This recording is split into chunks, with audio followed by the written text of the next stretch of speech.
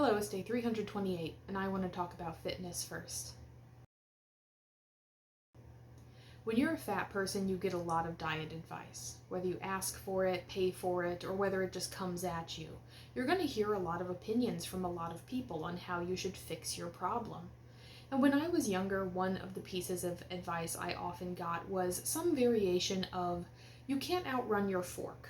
You can't outrun a bad diet. You can't out-exercise a bad diet. And when I was younger, I really took that to heart.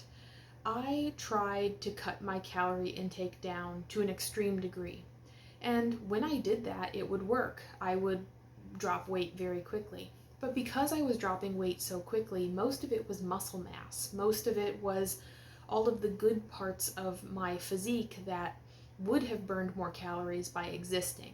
And so what ended up happening was I became this sort of flabby skinny.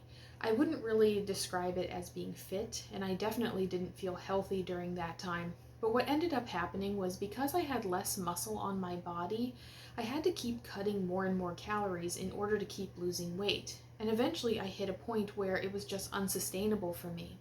And when I started eating more calories again, I had less muscle on my body to help regulate that intake, and because of that, I ended up blowing up to a much larger size and feeling a lot worse in my body.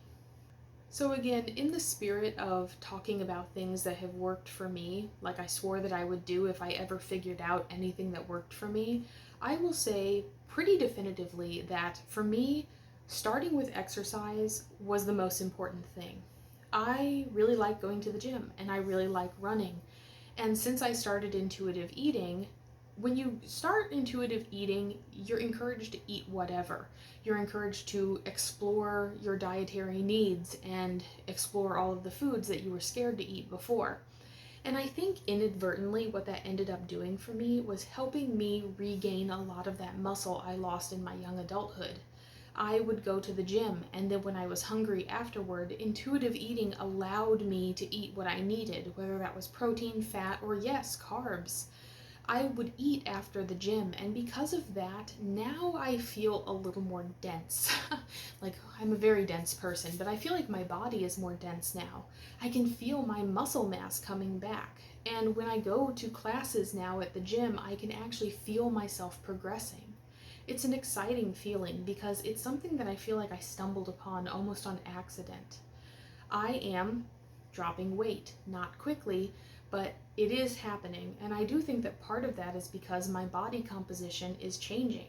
I don't look good still by any means, but I am starting to feel a lot better, and my body is starting to feel a lot more sturdy and a lot more present. I'm a very present person right now.